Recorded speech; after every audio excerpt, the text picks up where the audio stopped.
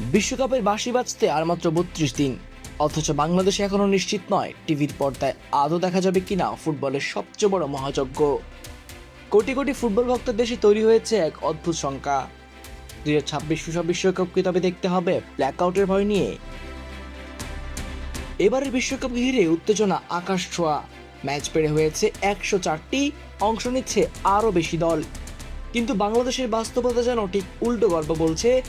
এখন পর্যন্ত দেশের কোনো টেলিভিশন চ্যানেল কিংবা সম্প্রচারকারী প্রতিষ্ঠান বিশ্বকাপের অফিসিয়াল সত্ত্ব কিনতে পারেনি। ফলে সময় যত গড়াচ্ছে, অনিশ্চয়তা তত বাড়ছে।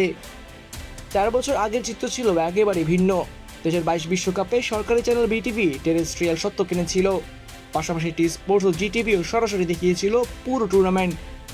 ডিজিটাল স্ট্রিমিং করেছিল টফি, ফুটবল জ্বরে কেঁপেছিল গোটা দেশ।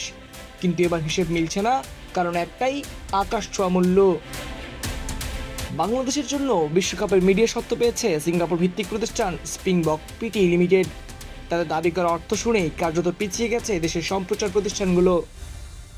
দ্য ডেইলি স্টারের হাতে আসে নথি অনুযায়ী শুধু বিটিভির কাছে চাওয়া হয়েছে $1,23,00,000 বাংলাদেশি টাকায়, যা প্রায় 151 কোটি টাকা।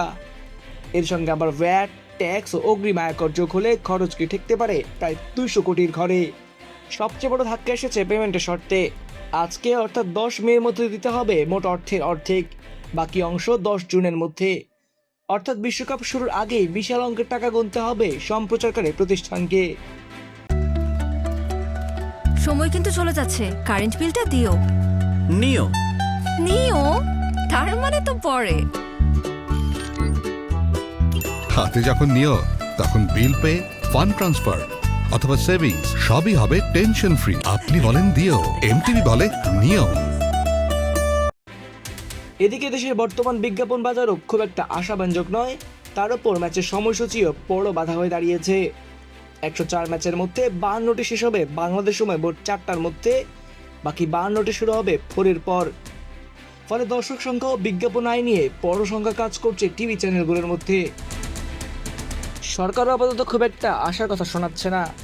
সংশ্লিষ্ট মন্ত্রী জানিয়েছেন, বর্তমান আর্থিক বাস্তবতায় সরকারি চ্যানেলে বিশ্বকাপ দেখানোর বিষয়টি বড় চাপ হয়ে দাঁড়িয়েছে। তবে কোনো বেসরকারি প্রতিষ্ঠান আগ্রহ দেখালে সরকার সহযোগিতার পথ খোলা রাখবে। বেসরকারি চ্যানেলগুলোর অবস্থাও প্রায় একই।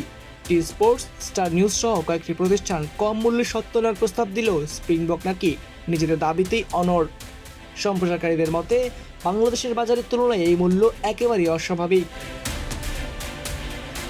মজার ব্যাপার হলো, এই সংকট শুধু বাংলাদেশের নয়, ফুটবল বিশ্বকাপের সম্প্রচার সত্ত্ব নিয়ে একই সমস্যায় পড়েছে ভারত ও চীনের মতো বিশাল বাজারও। রয়টার্সের তথ্য অনুযায়ী ভারতের রিলায়েন্স ডিজনি যৌথভাবে ফিফাকে যে প্রস্তাব দিয়েছে তা তাদের চাহিদার অনেক নিচে। এমনকি সনিও আগ্রহ দেখায়নি, চীনেও এখনো কোনো অফিসিয়াল ব্রডকাস্টারের নাম ঘোষণা করা হয়নি। অথচ সময় খুব দ্রুতই ফুরিয়ে যাচ্ছে। আগামী 11 জুন শুরু হবে ফুটবলের সবচেয়ে বড় আসর। এর মধ্যে চুক্তি, প্রযুক্তিগত প্রস্তুতি, বিজ্ঞাপন বিক্রি সবকিছু শেষ করাও কঠিন হয়ে দাঁড়িয়েছে। সব মিলিয়ে এখন প্রশ্ন একটাই, ফুটবল উন্মাদনায় ডুবে থাকা বাংলাদেশ কি এবার বিশ্বকাপ দেখবে টিভির পর্দায়, নাকি কোটি দর্শককে হতাশ করেই নামবে ওয়ার্ল্ড কাপ ব্ল্যাকআউট?